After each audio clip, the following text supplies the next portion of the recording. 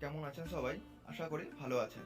আবার আমার একটা নতুন ব্লগে আপনাদেরকে সকলকে স্বাগত জানাই। আজকে আমাদের সরস্বতী পুজো। আর আমাদের পাড়াতে অনেক দিন থেকেই সরস্বতী পুজো হয়ে আসছে। আমাদের পাড়াতে ভাইয়েরা আর বোনেরা মিলে খুব উদ্যোগ করে সবাই মিলে প্যান্ডেল, ঠাকুর নিয়ে আসে। তা আমিও কয়েক বছর আগে বা আমি এখনো তাদের সঙ্গে থাকি। পাড়াতে একসঙ্গে থাকি। আর আমাদের পাড়াতে বোনেরা বা ভাইয়েরা খুব আনন্দ করি। সরস্বতী পুজোর এলে খুব এরা আনন্দ করে, আনন্দ উপভোগ করে। এবং শুধু ভাইয়েরা বা বোনেরা বলাটা নয়, আরও সবাই আমাদের পাড়ার কাকিমারা, কাকারা, দাদারা সবাই মিলে একসঙ্গে আনন্দ করে এবং সন্ধ্যেবেলায় অনুষ্ঠানও করা হয়। সেখানে সবাই একত্রিত হয়ে থাকে। চলুন ভেতরটা দেখুন। ভেতরটা এত সুন্দর করে সাজিয়েছে আমার এই ছোট, ছোট ভাইয়েরাই। তা পুজোর যোগাযোগ হয়ে গেছে, এখনো বামুন আসেনি।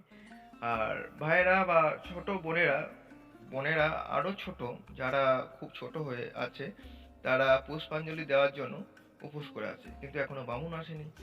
তা বামুন এলে পুজো হবে। তা আজকের মতো ব্লগটা এখানেই শেষ করলাম। অসংখ্য ধন্যবাদ, ভালো থাকবেন।